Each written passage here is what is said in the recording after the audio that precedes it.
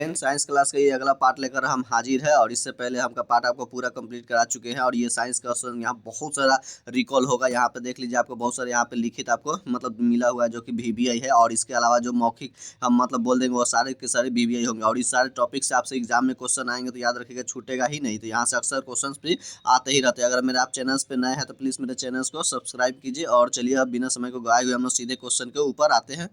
तो क्वेश्चन हम लोग का वन ये कहता है 29 नंबर कि रेडियो कार्बन डेटिंग का प्रयोग मतलब ये किसके लिए किया जाता है। तो याद रखना है कि वह आपको जीवाश्म की आयु ज्ञात करने में किया जाता है, यानी कि जीवों के अवशेष वगैरह यानी ये होता है। और याद रखेगा उसमें से रेडियो कार्बन डेटिंग में कौन सा आता है तो याद रखेगा C14 आपको मिल जाएगा C14। लेकिन जब कहेगा कि यह किसके साथ में अनुपात मिलाया जाता है तो C12 के साथ में, यानी कार्बन 12 और 14 के बीच का यह एथी किया जाता है। इसके अलावा आप देखिएगा तो आपको कार्बन की यह समस्थानिक ही एक तरह का ये C12 है, C13 है और C आपको 14, यानी कि ये कार्बन 13 और 14 ये तीन आपको जो है कार्बन का भी आपको समस्थानिक मिल जाएंगे और यही आपको 12 और 14 का ही अनुपात निकालकर जीवाश्म की आयु ज्ञात किया जाता है, उसका डेट देखा जाता है कितने साल का उम्र का है। इसके अलावा यहाँ देखिए यूरेनियम 235 हमने लिखा हुआ है, इसका प्रयोग कड़ी चट्टानों का मतलब ये पृथ्वी का हो गया या फिर मतलब पर्वत पठारों वगैरह का इसका आयु ज्ञात करने में यूरेनियम 235 का प्रयोग किया जाता है। इसके अलावा सोडियम 24 का प्रयोग किस लिए किया जाता है तो याद रखिएगा रक्त कथा का मतलब जो जम जाता है उसका पता लगाने के लिए सोडियम 24 का प्रयोग किया जाता है। कोबाल्ट 60 का प्रयोग कहाँ पे किया जाता है तो याद रखिए कोबाल्ट 60 का प्रयोग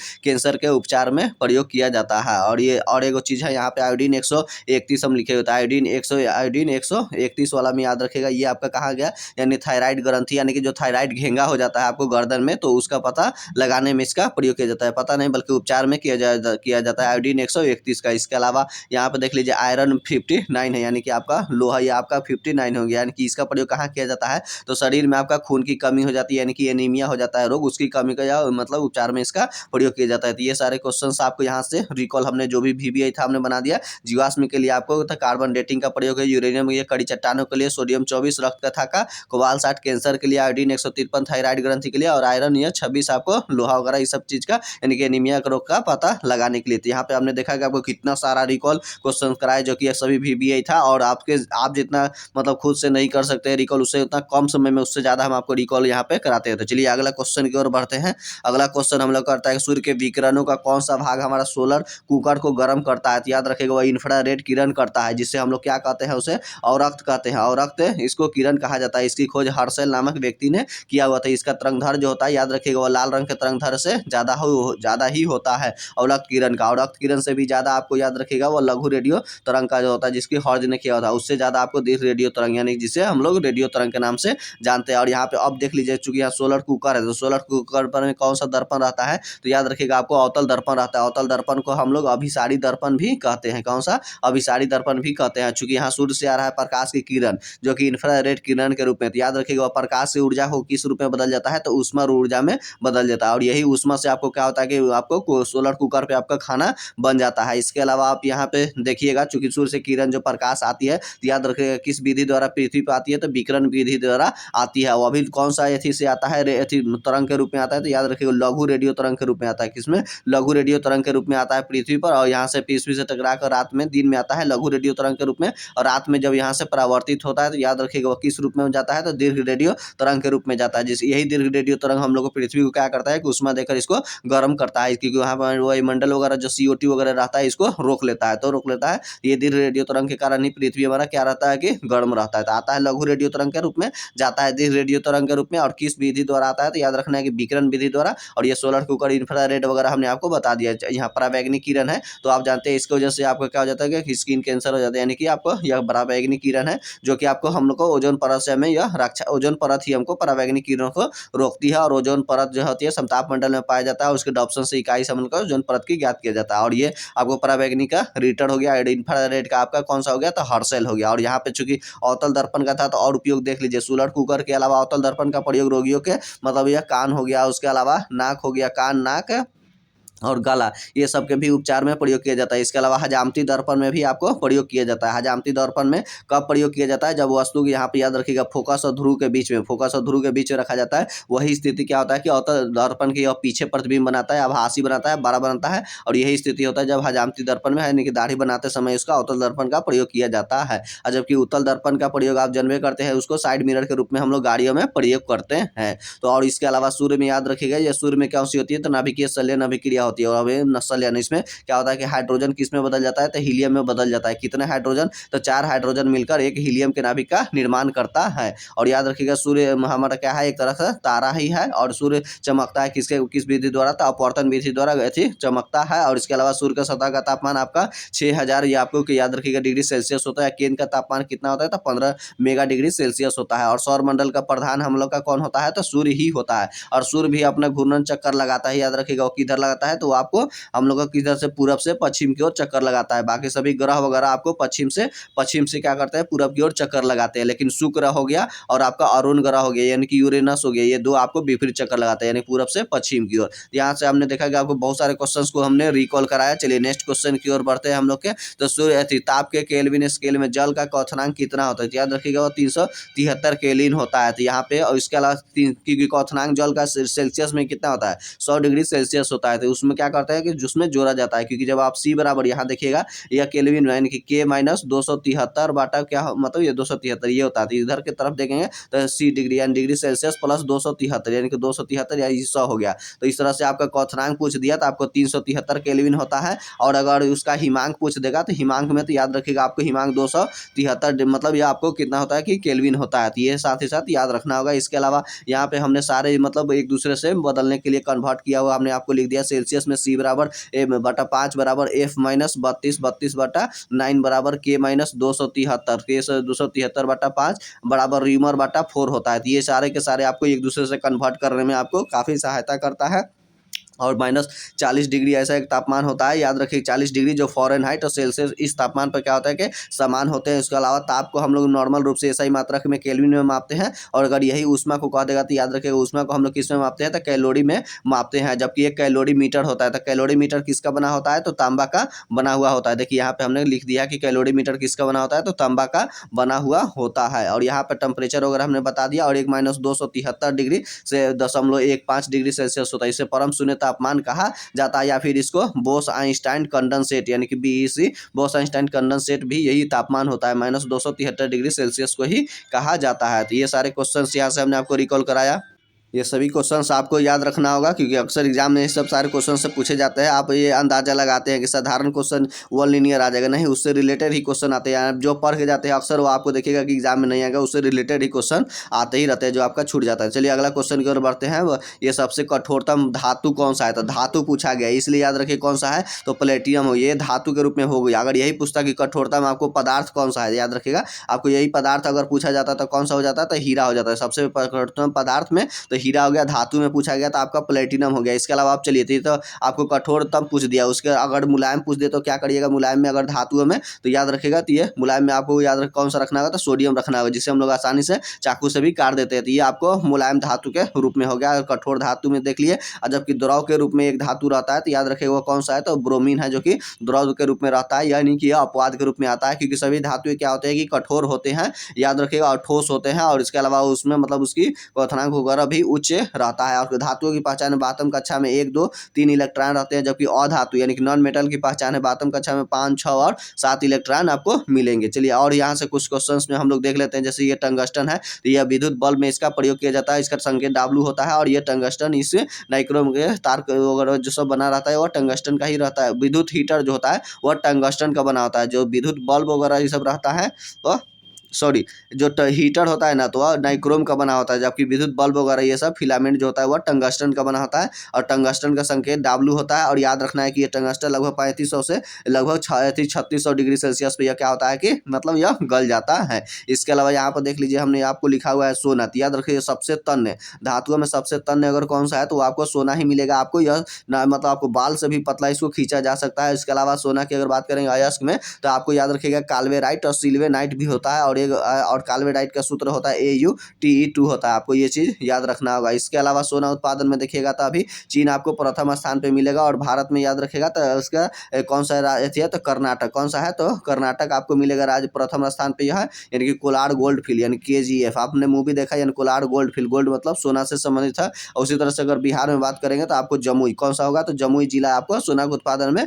मतलब प्रथम स्थान पे यह मिल जाएगा। और ये सबसे ज़्यादा तन्य होता है। और सुचालक के रूप में पूछा जाएगा गया तो आपको चांदी, कौन सा आता है तो चांदी का। लेकिन महंगा होने के कारण इसका प्रयोग तार में नहीं मतलब ये सुचालक में नहीं पढ़ते हैं, बल्कि इसका हम लोग जगह पे कॉपर का प्रयोग करते हैं। तो ये क्वेश्चन यहाँ से रिलेटेड था। और यहाँ चूंकि यहाँ पे लोहा मिला हुआ है तो याद रखिएगा लोहा के उत्पादन में भी आपका कौन सा है, चीन प्रथम, सॉरी यूक्रेन मतलब आपको 1 नंबर पे है। इसके अलावा भारत में अगर बात करेंगे तो उड़ीसा आपको लोहा के उत्पादन में प्रथम स्थान पे मिल जाएगा। इसके अलावा लोहा का भी अयस्क वगैरह होता है, जैसे कि हेमेटाइट होता है। तो हेमेटाइट का फॉर्मूला होता है Fe2O3। उसके अलावा मैग्नेटाइट भी होता है, यानी कि Fe3O4 मैग्नेटाइट भी होता है। इसके अलावा सीडेराइट होता है FeCO3, ये सीडेराइट का फॉर्मूला हो गया। इसके अलावा आपका जो अगर बात करेंगे तो कैल्वेनाइट भी होता है, यानी कि हेमेटाइट, मैग्नेटाइट, सीडेराइट और केओलिन भी आपको लोहा का ही अयस्क होता है। तो ये सारे क्वेश्चन हमने आपको रिकॉल करा दिया। चलिए आगे की ओर हम लोग बढ़ते हैं। अगला क्वेश्चन कहता है निम्नलिखित हैलोजन में सबसे अधिक अभिक्रियाशील कौन सा है, सबसे ज्यादा अभिक्रिया यानी कि रिएक्शन करने में तेज है। तो याद रखिए कौन सा है, तो आपको फ्लोरीन हो गया। और यहाँ पे हमने आपको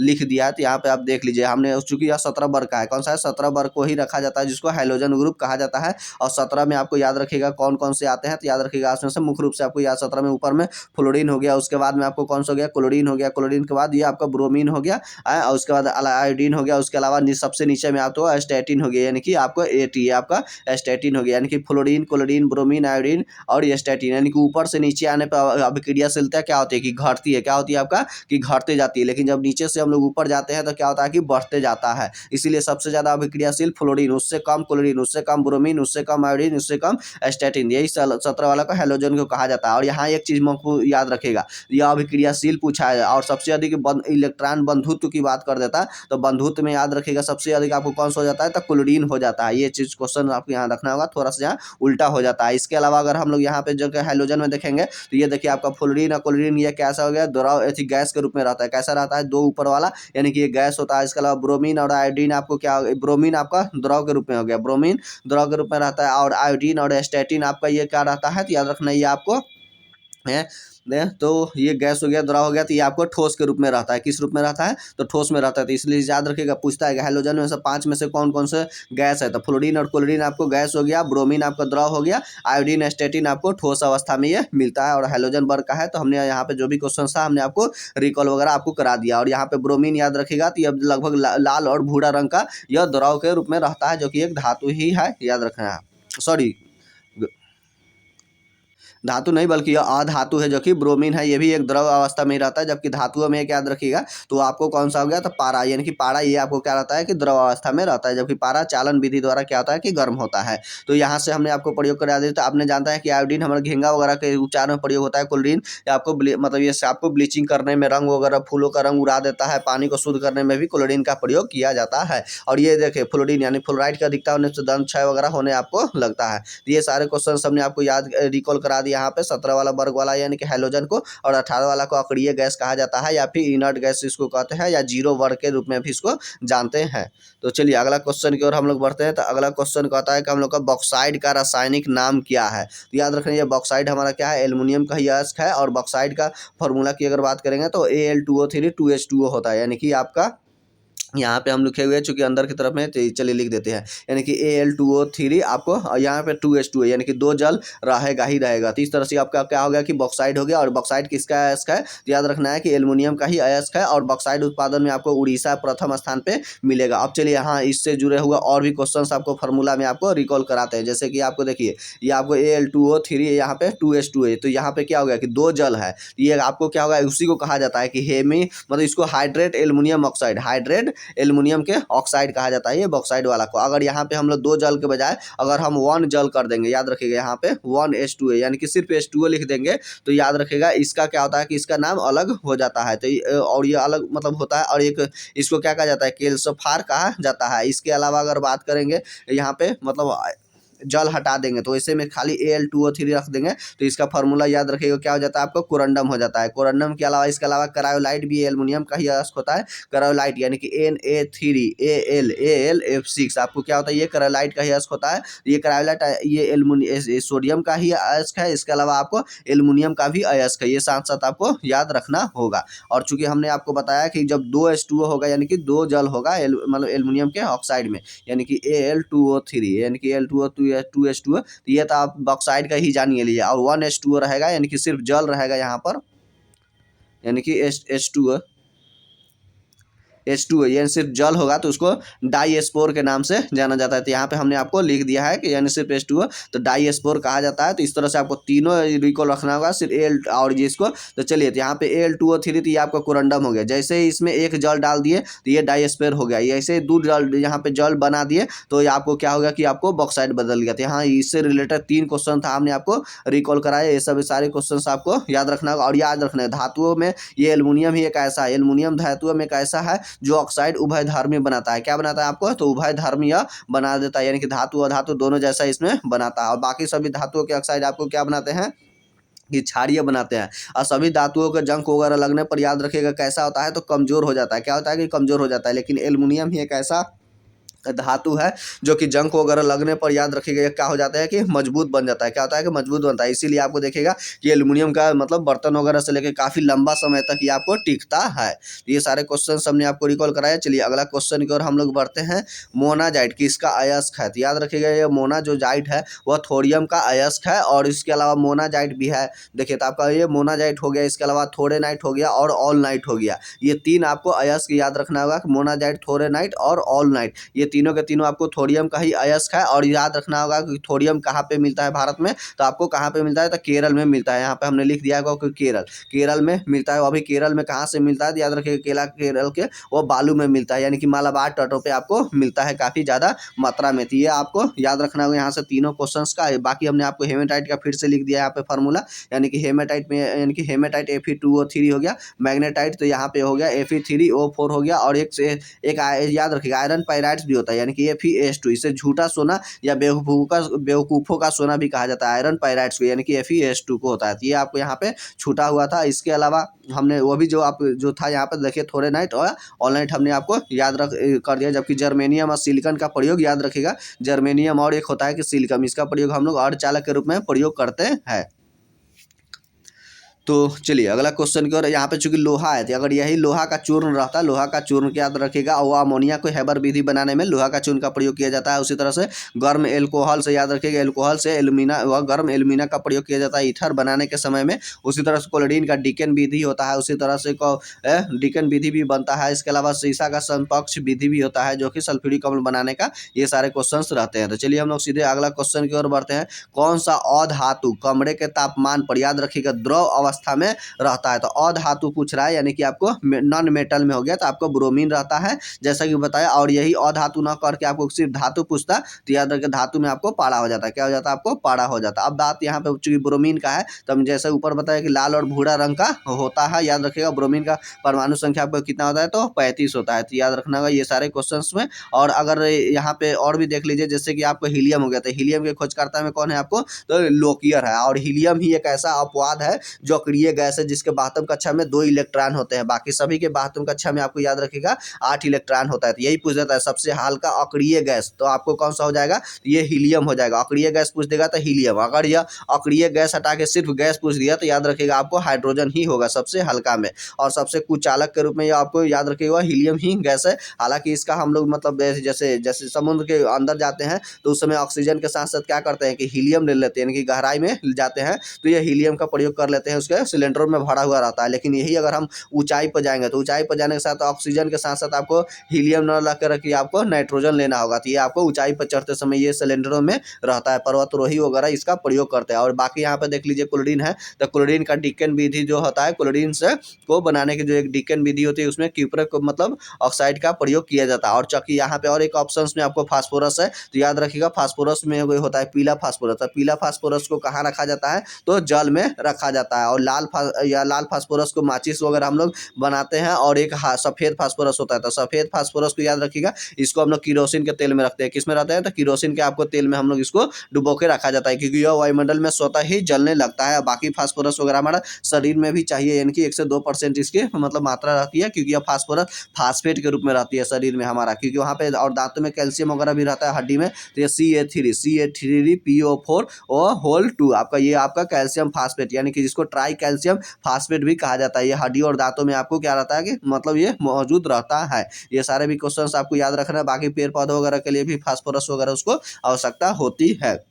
यहाँ पे आपने देखा कि इतना सारा हमने आपको रिकॉल कराया क्वेश्चन, ये सारे आपको कहीं ना कहीं एग्जाम्स में आपके पूछे ही जाते हैं। तो चलिए अगला क्वेश्चन की ओर बढ़ते हैं। रेडियम प्राप्त किया जाता है, तो याद रखिए किस विधि किससे प्राप्त किया जाता है, तो पीच ब्लेंड से प्रयोग किया जाता है। और पीच ब्लेंड का सूत्र क्या होता है, तो U3O8 प्राप्त होता है। और ये क्या है, लगभग यूरेनियम का भी अयस्क ही है, यूरेनियम का भी अयस्क है। और यूरेनियम से आपको क्या होता है कि रेडियम भी प्राप्त किया जाता है। बाकी यहाँ पे बाकी हमने देखिए हेमेटाइट हो गया, ये सब हमने रिकॉल कराया था। अगला क्वेश्चन की ओर बढ़ते हैं। निम्नलिखित किसका प्रयोग दर्पण को चमक देने के लिए प्रयोग किया जाता है, तो सिल्वर नाइट्रेट का प्रयोग किया जाता है चमक देने के लिए। साथ ही साथ वोटिंग करते समय याद रखिएगा, वोटिंग जब होता है तो आपके दांतों हाथों में स्याही वगैरह नाखून वगैरह पर लगा दिया जाता है, ये सिल्वर नाइट्रेट ही आपको रहता है। और यही अगर सिल्वर यानी कि सिल्वर नाइट्रेट AgNO3 ये आपका फॉर्मूला होता है, तो ये सिल्वर नाइट्रेट हो गया। तो मतलब आपको वोटिंग करते समय साथ ही दर्पण को चमकीला बनाने के लिए अगर यहाँ पे सिल्वर आयोडाइड जोड़ देंगे, यानी कि यहाँ पे आयोडीन जोड़ देंगे, तो ये कृत्रिम वर्षा कराने में सिल्वर आयोडाइड का प्रयोग किया जाता है। अगर यहाँ पे ब्रोमीन जोड़ देंगे, क्या कर देंगे, ब्रोमीन,